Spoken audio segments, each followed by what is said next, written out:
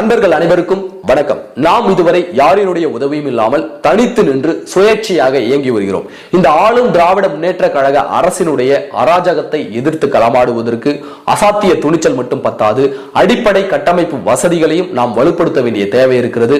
அதனால் தங்களால் இயன்ற பங்களிப்பை விதைகளை இயக்கத்திற்கு செய்யுமாறு கேட்டுக்கொள்கிறோம். நன்றி.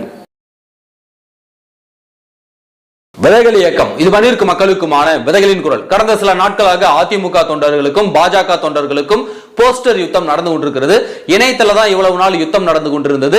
இப்ப என்னடானாக்க போஸ்டர் அடிச்சு ஒற்றி தங்களுடைய ஒருவருக்கு ஒருவர் தங்களுக்கு எதிரான மனநிலையை, தங்களுக்கு எதிர்ப்புகளை தெரிவிச்சுட்டு இருக்காங்க. சென்னை மட்டுமல்லாமல் சென்னை சுற்றுவட்டார பகுதியில் இருக்கக்கூடிய அதிமுக தொண்டர்களுக்கும் பாஜக தொண்டர்களுக்கும் தான் இந்த மோதல் நடந்து கொண்டிருக்கிறது. அதிமுக என்ன போஸ்டர் அடிச்சு ஓட்டுறாங்கனாக்க, வேண்டாம் வேண்டாம் பாஜகவோடு கூட்டணி வேண்டாம், பாஜகவோட தூக்கி சுமந்த பாவத்துக்கு தான் நாம ஆட்சியில இருந்து இழந்து நிக்கிறோம் அப்படின்னு அதிமுக சார்பில் அதிமுக தொண்டர்கள் போஸ்டர் அடிச்சு ஓட்டுறாங்க. அதற்கு பதிலடி கொடுக்கும் விதமாக பாஜக தொண்டர்கள் வேண்டும் வேண்டும் அண்ணாமலை தான் தலைவராக வேண்டும், அதிமுகவுடன் கூட்டணி வேண்டவே வேண்டாம் அப்படின்னு சொல்லிட்டு இவங்க தரப்புலையும் போஸ்டர் அடிச்சு பதிலடி போஸ்டராக ஒட்டி கொண்டிருக்கிறாங்க. இந்த யுத்தம் தொடர்ச்சியாக நடந்து கொண்டிருக்கிறது. இந்த சம்பவங்கள் எதை எடுத்து காட்டுகிறது அப்படின்னு பார்த்தாக்க, தலைமை நீங்க கூட்டணி வச்சா கூட தொண்டர்கள் நாங்கள் ஜெல்லாக மாட்டோம், தொண்டர்கள் நாங்கள் இணைந்து வேலை செய்ய மாட்டோம் அப்படி என்பதை எடுத்து உரைக்கும் விதமாக தான் இந்த எதிர்ப்பு மனநிலை இரண்டு தொண்டர்கள் மத்தியிலுமே நிலவிக்கிட்டு இருக்கு. அதிமுகவுக்கு என்ன கோபம் அப்படின்னாக்க, அதிமுக தொண்டர்களுக்கு என்ன கோபம் அப்படின்னாக்க, ஜெயலலிதா அவர்கள் இருந்த வரைக்குமே நாங்க பாஜக கூட கூட்டணி வைக்க மாட்டோம்னு சொல்லி தான் ஜெயலலிதா அவர்கள் தொடர்ச்சியாக காலத்தில் இருந்தாங்க, தொடர்ச்சியாக வெற்றியும் பெற்றாங்க. ஆனால் ஒரு கால சூழலால, மிகப்பெரிய நெருக்கடியால, கட்சியில் இருந்த குழப்பத்தால வேறு வழி இல்லாமல் கடந்த காலங்களில் அதிமுக பாஜக கூட கூட்டணி வச்சிருச்சு. இருந்தாலும் அதை விட்டு நம்ம வெளியில வந்துட்டோம். அவங்க கூட நம்ம கூட்டணிக்கு சேர்ந்ததாலதான் அவங்க பாவ முட்டையை நாங்க தூக்கி சுமக்க வேண்டிய தேவை வந்துருச்சு. அந்த மதவாத சக்திகளோடு சேர்ந்ததால தான் எங்களையும் மதவாதிகளும் முத்திரை குத்த ஆரம்பிச்சிட்டாங்க. அதனாலதான் கிறிஸ்தவர்களும் இஸ்லாமியர்களும் எங்களை புறக்கணிச்சுட்டு திமுக பக்கம் ஓட்டு போட போயிட்டாங்க. அதனாலதான் நாங்க ஆட்சி அதிகாரத்தை இழந்தோம், எம்பி எலெக்ஷன்லயும் நாங்க சரியான வெற்றியை எங்களால பெற முடியல அப்படின்ற ஒரு மனக்கசப்பு அதிமுக தொண்டர்கள் மத்தியில இருக்குது. ஏன்டா பாஜக கூட சேர்ந்தோம் அப்படின்னு சொல்லிட்டு தொண்டர்கள் மனநிலை இந்த மாதிரி இருக்கிறது. இந்த பக்கம் பாஜகவினுடைய மனநிலை என்ன அப்படின்னாக்க, அண்ணாமலை வந்ததுக்கு அப்புறம் தானே நாங்க தமிழ்நாட்டில் பாஜக ஒரு கட்சி தீவிரமாக செயலாற்றுது. அண்ணாமலை இப்ப எடப்பாடி பழனிசாமிக்காக நீக்க போறாங்க. எடப்பாடி பழனிசாமி டெல்லி போய் அமித்ஷாவை சந்திச்சு மோடி அவர்களை சந்திச்சு மோடி அவர்கள்ட்ட தகவல் சொல்லி அண்ணாமலை நீக்கதான் நாங்க கூட்டணி அப்படின்னு எடப்பாடி தான் அவர்கள் சொன்னாரு அப்படின்னு சொல்லிட்டு பாஜக தொண்டர்கள் இவங்க நினைச்சிட்டு இருக்காங்க. அப்ப அண்ணாமலை அவருடைய வார் ரூம் வச்சு என்ன இணையத்துல பரப்புறாருனாக்க, அண்ணாமலைக்கு ஆதரவான போஸ்டுகளை தொடர்ச்சியாக போடுவது, டெல்லி தலைமைக்கு எதிரான போஸ்டுகளை போடுறது. டெல்லி தலைமை அண்ணாமலை நீக்கணுச்சுனாக்க நாங்க அதிமுக கூட்டணியில் நீங்க சேர்ந்தா கூட நாங்க ஓட்டு போட மாட்டோம் அப்படின்னு மிரட்டல் விடுக்கக்கூடிய பதிவுகள் எல்லாம் அண்ணாமலையினுடைய வார் ரூம்கள் இந்த பக்கம் பண்ணிக்கிட்டு இருக்காங்க. அவர் தான் அந்த வார் ரூம் வச்சு பண்ணிக்கிட்டு இருக்காரு. உண்மை நிலை என்ன அப்படின்னு சொல்லிட்டு அதிகாரப்பூர்வமானவர்களிடம் நாம் விசாரித்த போது, எடப்பாடி பழனிசாமி அவர்கள் அமித்ஷாவை சந்தித்த போது ஒரே ஒரு வார்த்தை கூட அண்ணாமலை பற்றி பேசவே இல்லை. அவர்னா சின்ன உள்ளே என்ன இங்க பாருங்க என்ன கிள்ளிட்டான், இங்க பாருங்க என்ன அடிச்சுட்டான்னு போய் கம்ப்ளைண்ட் பண்றதுக்கு அவர் எத்தனை பேரை பார்த்துட்டு வந்திருக்காரு, அண்ணாமலை போன்ற எத்தனை பேரை பார்த்துட்டு வந்திருக்காரு. அவரு அந்த கம்ப்ளைண்ட்லாம் எதுவுமே பண்ணல. அங்க போய் அவர் பேசினது என்னன்னாக்க, தமிழ்நாட்டில் நடக்கக்கூடிய சட்ட ஒழுங்கு பிரச்சனைகளை பற்றி பேசியிருக்கிறார், மக்களுடைய பாதுகாப்பின்மையை பற்றி பேசியிருக்கிறார், இங்க நடக்கக்கூடிய ஊழல் ஆட்சியை பற்றி பேசியிருக்கிறார் மற்றும் மரியாதை நிமித்தமாக சந்தித்திருக்கிறாரே தவிர அங்கு கூட்டணி பேச்சுவார்த்தை நடைபெறவில்லை. முக்கியமா அண்ணாமலையை பற்றி எடப்பாடி பழனிசாமி அவர்கள் வாயே திறக்கவில்லை.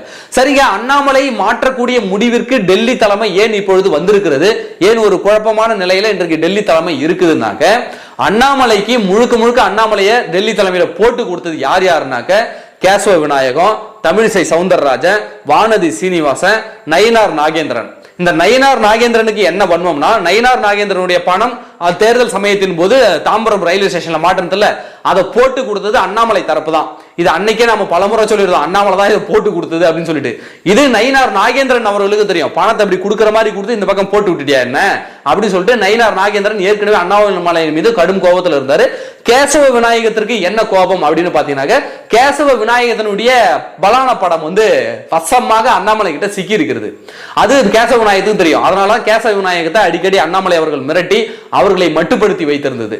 இது கேசவ விநாயகத்துக்கு மிகப்பெரிய கோபத்தையும் தலைவலியும் கொடுத்தது. சரிங்க, தமிழிசை சவுந்தரராஜனுக்கு என்ன பிரச்சனை, தமிழிசை சவுந்தரராஜனுக்கு அண்ணாமலைக்கு என்ன மோதல்னா, அது கடந்த காலம் ஒரு சில மாதங்களுக்கு முன்பு தமிழிசை சவுந்தரராஜன் ஆதரவாளர்கள் அண்ணாமலை திட்டுறது, அண்ணாமலை ஆதரவாளர்கள் தமிழிசை எவ்வளவு கேவலமாக தரக்குறைவாக இணையதளத்தில் விமர்சிச்சாங்க. அண்ணாமலையே நேரடியாக எப்படி எல்லாம் விமர்சிச்சாரு. தமிழிசை சவுந்தரராஜன் எப்படி அண்ணாமலையை மறைமுகமாக விமர்சிச்சாரு, அதெல்லாம் நாம பார்த்தோம். அப்ப தமிழிசை சவுந்தரராஜனுக்கும் அண்ணாமலைக்குமே ஒரு மோதல் போக்கு தொடர்ச்சியாக இருந்தது. வானதி சீனிவாசனுக்கு என்ன பிரச்சனை இருந்ததுனாக்க, நாடாளுமன்ற தேர்தலில் இந்த கூட்டணி உடைவதற்கு முக்கிய காரணமாக இருந்தது. அதாவது அதிமுக பாஜக கூட்டணி உடைவதற்கு முக்கிய காரணமாக இருந்தது அண்ணாமலை தான். ஏன்னா அதிமுகவினுடைய தயவால் தான் நான் ஒரு சட்டமன்ற உறுப்பினராக மாறி இருக்கிறேன் கோயம்புத்தூர்ல. இவங்க அண்ணாமலை உள்ள புகுந்து அந்த கூட்டணியை உடைச்சு விட்டதால நான் சார்ந்த நபர்கள் வந்து எலெக்ஷன்ல போட்டிட்டு வெற்றி பெற வைக்க முடியல. அந்த கோபம் வானதி சீனிவாசனுக்கும் இருக்கு. அது மட்டும் இல்லாமல் நிர்மலா சீதாராமன் அவர்களை ஒருபோதும் அண்ணாமலை அவர்கள் மதித்தது கிடையாது. அது நிர்மலா சீதாராமனையும் மிகப்பெரிய கோபத்திற்கு அது உண்டாக்கி இருக்கிறது. அது மட்டும் இல்லாமல் KT ராகவன் விஷயம் தெரியும். KT ராகவனுடைய பூஜை அறை வீடியோ வெளியாவதற்கு முழு முதற் காரணம் அண்ணாமலை தான். அண்ணாமலை தான் அந்த வீடியோவை வெளியிட சொன்னது. ஹனி டிராப் வச்சு அந்த வீடியோவை எடுத்ததே அண்ணாமலை அவர்கள் தான். அதனால KT ராகவன் தரப்பும் வந்து மிக கடுமையான கோபத்தில் இருந்தாங்க. இப்படி பாஜக தலைமையெல்லாம் கோபத்தில் இருந்ததால தான் இவங்க தான் டெல்லியில போய் பத்த வச்சாங்க. இவங்க தான் டெல்லி தலைமை அமித்ஷா வீட்டையும் மோடிட்டையும் சொல்லி, இங்க பாருங்க தமிழ்நாட்டில் அதிமுக பாஜக கூட்டணி நல்லா தான் இருந்தது, இந்த அண்ணாமலை வாயை விட்டு அதிமுக தலைவர்களை விமர்சிச்சுதான் இந்த கூட்டணி உடைஞ்சது. அது மட்டும் இல்லாமல் அண்ணாமலை அவர்கள் திமுக அமைச்சர்களை மிரட்டி பணம் பறிச்சிருக்கிறாரு, உங்க ஊர்ல நான் இடி ரைடு விட்டுருவேன், அமலாக்கத்துறையை வர வைக்க பாக்குறியா, ஐடி ரைடு வர வைக்கிறேன் பாக்குறியா அப்படின்னு சொல்லி மிரட்டி அமைச்சர்கள்ட்ட நிறைய பணம் வாங்கி இருக்கிறாரு.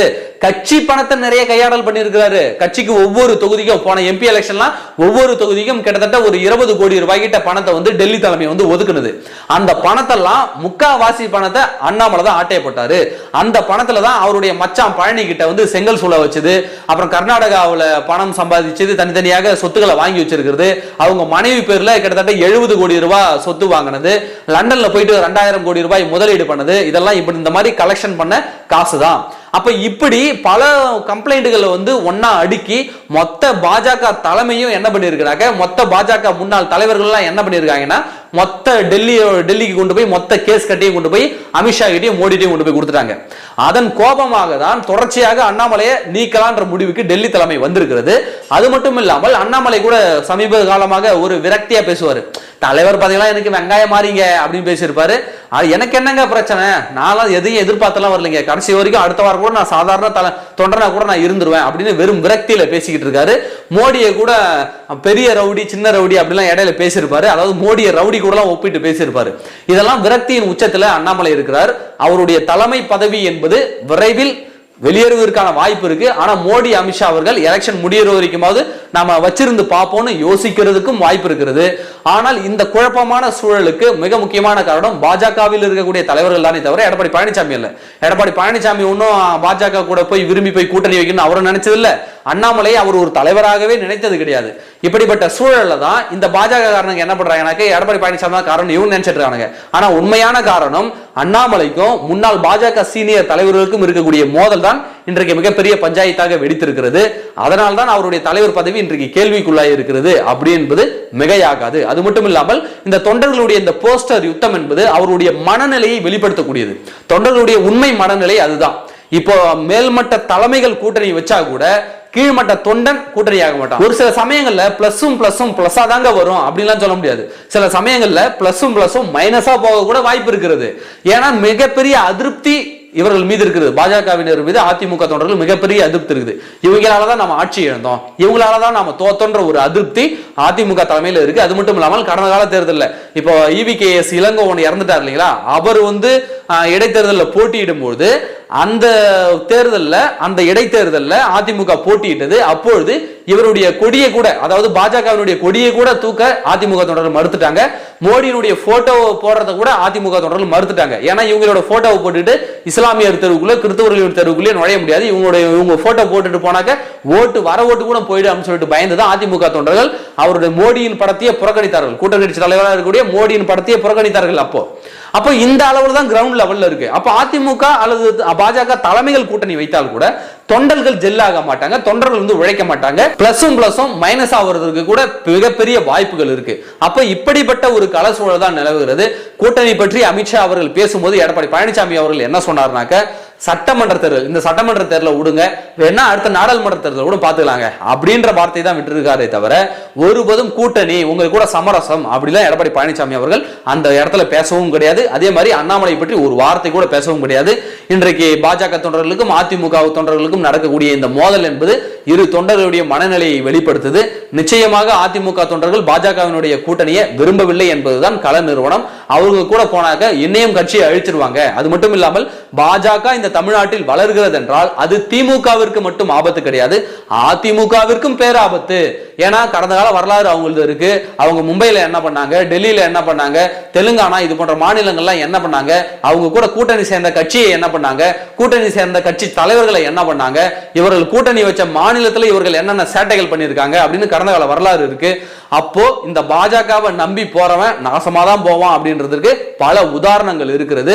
பாஜகவை தமிழ்நாட்டில் வளர விடுவது என்பது திமுகவிற்கு மட்டும் பேராபத்து அல்ல, அது அதிமுகவிற்கும் பேராபத்து என்பதை உணர்ந்து கொள்வார்கள் அப்படின்னு நாம நினைக்கிறோம். தொண்டர்கள் மனநிலை என்ன இருக்குதுனாக்க, பாஜக கூட கூட்டணி போனா நிச்சயமாக நாம் தோற்று விடுவோம், இவர்கள் கூட கூட்டணி வச்சாக்க நெகட்டிவ் ஓட்ஸ் தான் அதிகம் நமக்கு வரும்.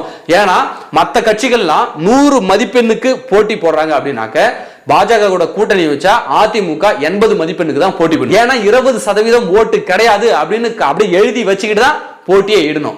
இந்த ரிஸ்க் அதிமுக தலைமை எடுக்குமா அப்படின்னு பார்த்தாக்க நிச்சயமா எடுக்காது. எடப்பாடி பழனிசாமி அவ்வளவு ஒரு நீங்க சாதாரணமா நினைக்கக்கூடிய அளவிற்கு அவர் ஒரு சாதாரண தலைவர் அல்ல. எலெக்ஷனுக்கு 6 மாசத்துக்கு முன்னாடி தீர்க்கமான ஒரு மிக முக்கியமான முடிவை எடப்பாடி பழனிசாமி அவர்கள் நிச்சயமாக எடுப்பார். அதிமுக பாஜக தொண்டர்களினுடைய இந்த மோதல் என்பது இப்ப வரைக்கும் இணையத்திலும் தொடர்ந்து போஸ்டர் மூலமாக தொடர்ந்து கொண்டிருக்கிறது. எங்க கொண்டு போய் நிறுத்துவாங்கன்னு நாம பொறுத்திருந்து பார்ப்போம். நன்றி.